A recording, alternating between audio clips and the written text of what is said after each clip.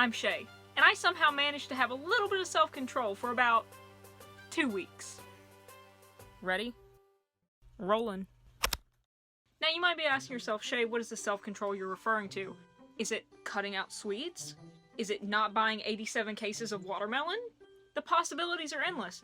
Well, my friends, what I'm talking about is self-control with buying books. I did break it. I was doing really well, frankly, because I didn't really have any money to be spending on books.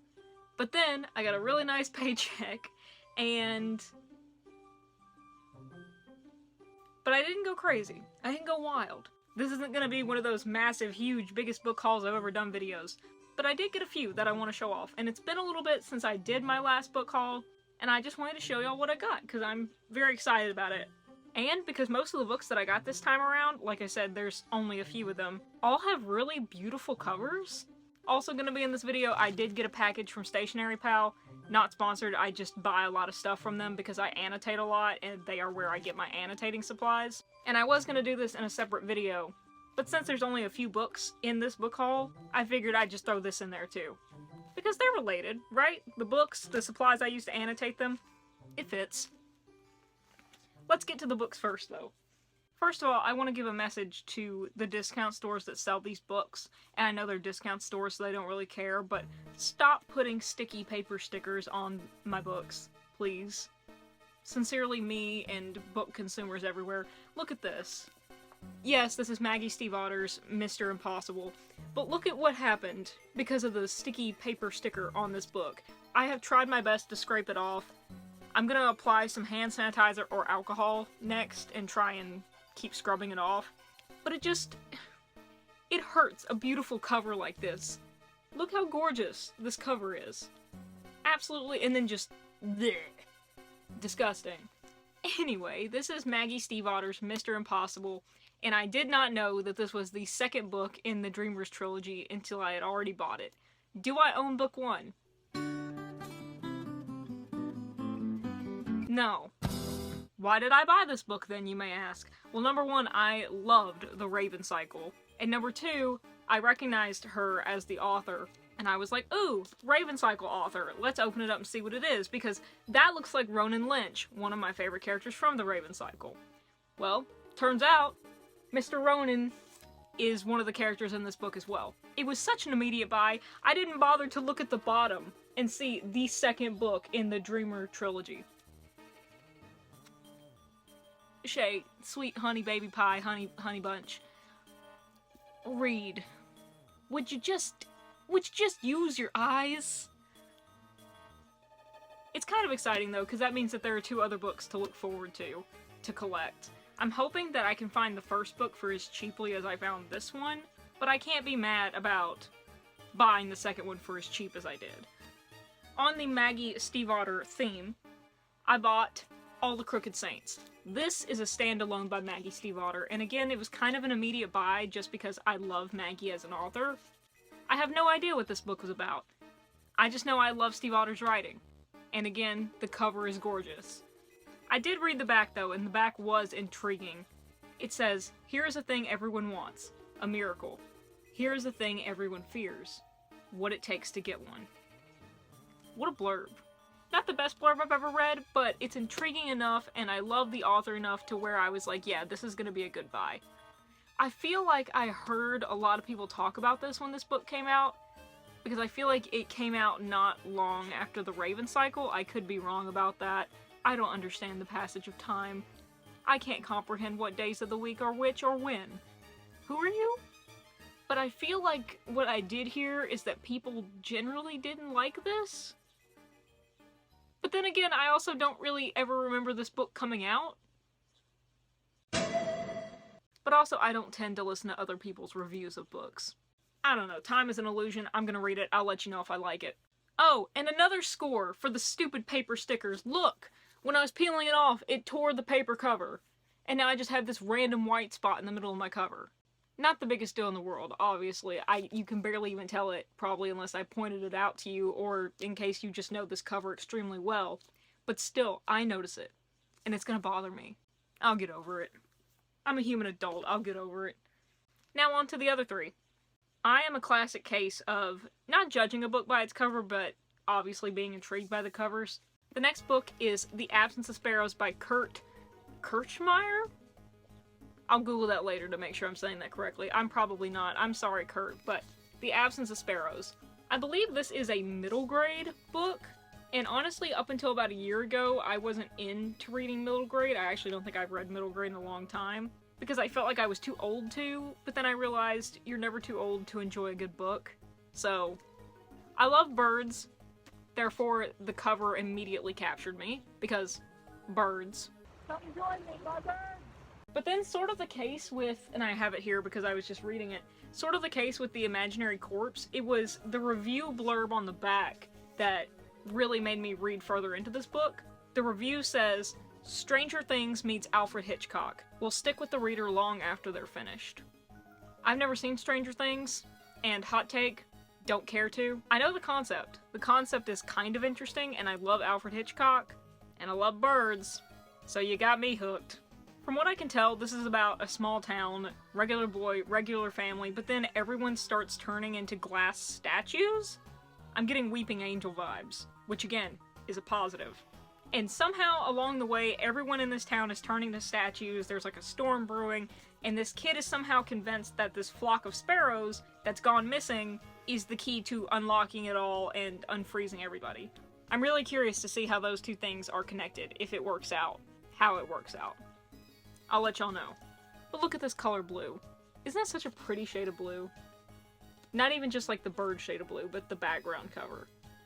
The last two win for the most beautiful covers out of this series, and this one is a book that has been all over Book Talk, BookTube recently, so it should come as no surprise, but The City We Became by N.K. Jemisin. I originally saw this book a few weeks ago when I went into that store, and I wanted to pick it up, but I was on a self-control limit of only buying about like 3 or 4 books at a time, and this one just didn't make the cut at the time, but I took a picture of it to remind myself to get it the next time I went. But then I saw that booktubers that I love, like Olivia Reads a Latte, were picking this up and reading it, and how excited they were for it, and it just made me all the more excited to buy it the next time I went to the store. Luckily, they still had a few copies, and I snatched this right up. I don't know much about this book. At this point, you probably know more than I do, because like I said, it's been all over Book Talk, it's been all over BookTube recently. But it says, in Manhattan, a young grad student gets off the train and realizes he don't even remember who he is, where he's from, or even his own name. But he can sense the beating heart of the city, see its history, and feel its power. In the Bronx, a Lenape gallery director, Julia's gonna have my head for mispronouncing that. A Lenape gallery director discovers strange graffiti scattered throughout the city, so beautiful and powerful, it's as if the paint is literally calling to her. In Brooklyn, a politician and mother finds she can hear the songs of her city pulsing to the beat of her Louis Vuitton heels, and they're not the only one. Each great city has a soul, some are ancient as myths, and others are as new and destructive as children. New York City? She's got 6. Urban Gothic? Sign me up. I'm more of a Southern Appalachia Gothic kind of girl, with the woods and the forest and all the creepiness, but this is good too. I hope it's good. I also just want to talk about, like, I know we're talking about how pretty the cover is and all that, but can we talk about the tentacles that are barely visible? Like Leviathan, like the Kraken, whenever you hold it up to the light a certain way. So like there's one right there. There's one on the back. Oh, it's right here. Yeah, right there. Right there. It's the little details like that. And the last book falls into the same category as the book by N.K. Jemisin, where I wanted to get it the last time I was in the store, but I put it on my list to buy the next time I came in the store, and so I got it this time. It is Cursed, written by Thomas Wheeler, illustrated by Frank Miller. And she is a chonky girl. She is quite the hefty lass. But how could I ignore her? I couldn't. Look at her. The back is short, simple, sweet, to the point. It says, "Born in the dawn, to pass in the twilight." I love me a good mysterious fantasy. Love me a good grim dark, a good dark, gritty fantasy. I say as if I don't have 9 Mark Lawrence books sitting under my bed right now as we speak. I do.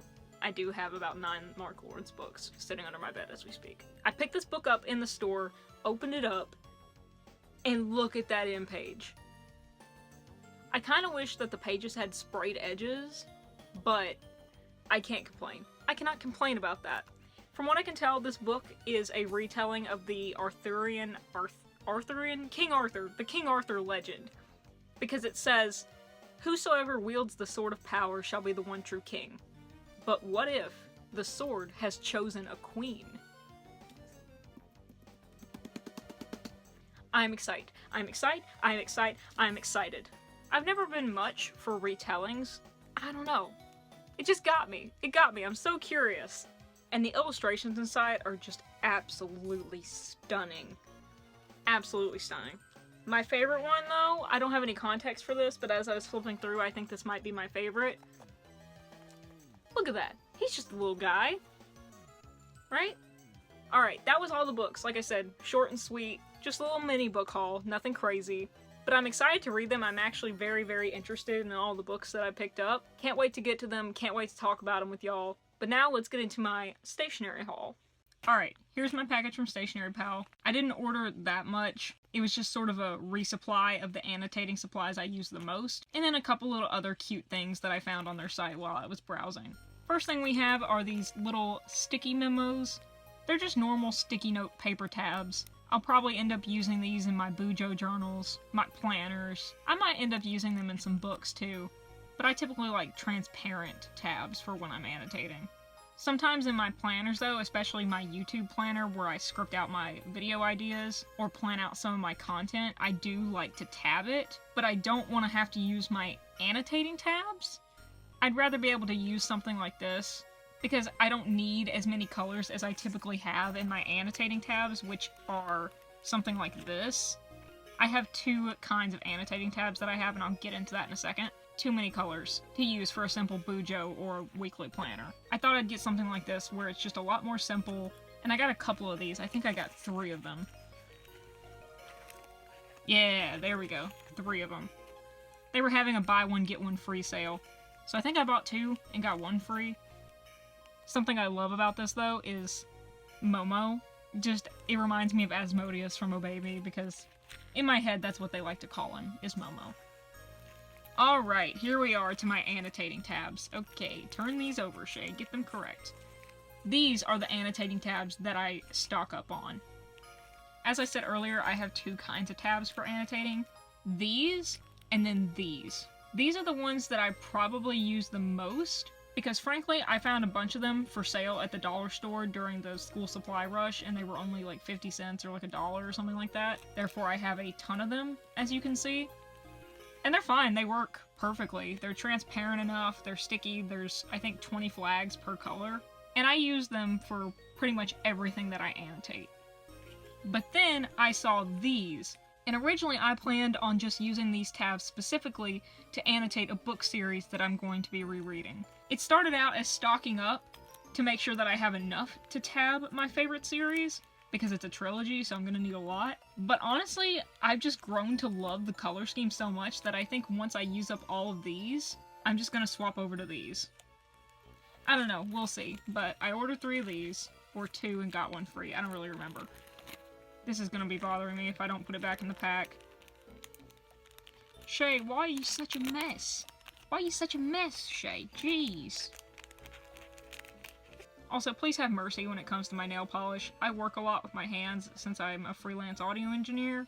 Nail polish does not stay on me for very long. Just more really cute sticky notes. I have a lot of big sticky note pads like this one, but honestly sometimes all I need are just tiny ones like this for daily reminders or to label things. And I couldn't resist this because look how cute he is. Bear and bread. I'm a sucker for anything having to do with little cute bears. Or bread. Mostly bread. Yeah, I know what these are. I also ordered some pens. I'm always in need of more pens. But they were out of my favorite kind, which were the black special edition Coroni, I think they were. I'll put in a clip of mine, but they were out, and so I got the white editions of them instead. They're both perfectly what I need. They're just in the white style instead of the black. I'm not a big stationery enthusiast, so I don't know a bunch of the different names when it comes to different pens and all that kind of stuff, like the brands and all that. But I do know that these don't seem to be well suited for long form writing. I know when I write in my journal with them, sometimes it leaves gaps. I have to go back and write over it again. But they are great just for general use and for annotating. Of course, that could just be the pens that I got. These could be perfectly fine for long-form writing. Either way, they're pens. They write. They suit their purpose. They're cute. I'm happy. I also think it has something to do with Hello Kitty or the Sanrio universe? Multiverse? I don't know. I'm an uncultured swine, okay? Now, I'm sure I did order these pens, but I don't remember ordering them. So these might have just been freebies that they threw in, or more than likely, I probably ordered 2 of these, and then this one was the buy one get one free, but they ran out of stock in the white color and so gave me the green. But either way, I'm not complaining. I can always use more pens. Now the last little things I got are just some cute, unnecessary items, but is life worth living if we don't treat ourselves to just some unnecessary but cute things every once in a while? Well, actually I take that back. I think this first item is absolutely necessary, and I'll show you why. Oh, yummy! Yay! It's a potato chip, right? Boom! Wrong. It's 2 potato chips. Actually, you're wrong on both counts. It's a potato chip clip. Isn't that the most genius thing you've ever seen? A potato chip clip. It's a potato chip, chips, 2 chips, count them, 1, 2, in a clip. And of course I couldn't stop at just having one of these genius inventions. I got another. But that's not all, folks. That's not all, because it was buy one get one free, so I have 3 of these babies. Oh yeah. How can I be as annoying as humanly possible with these? I'm not sure, but if anyone can find out, it's me.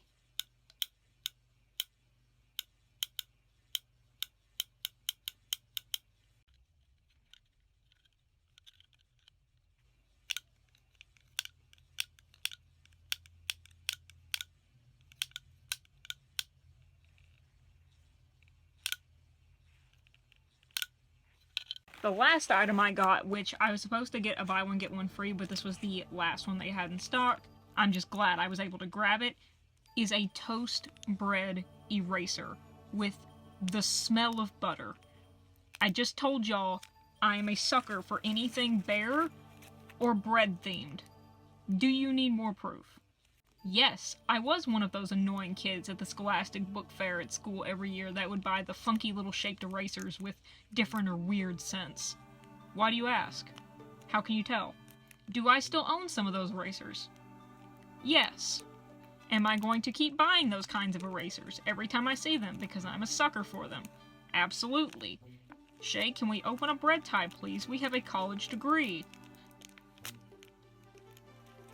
I'm gonna see if this really actually smells like butter. Hold on. Smell test. I almost said taste test. Don't eat this. Don't eat erasers. I mean, yeah, it smells like butter. In the way that butter doesn't really smell like anything, but it smells like butter. It smells like butter. Alright, that is it for the hauls. Therefore, that's gonna be it for me. Thank y'all for watching. If you haven't heard from anyone else today, I love you. Love and peace.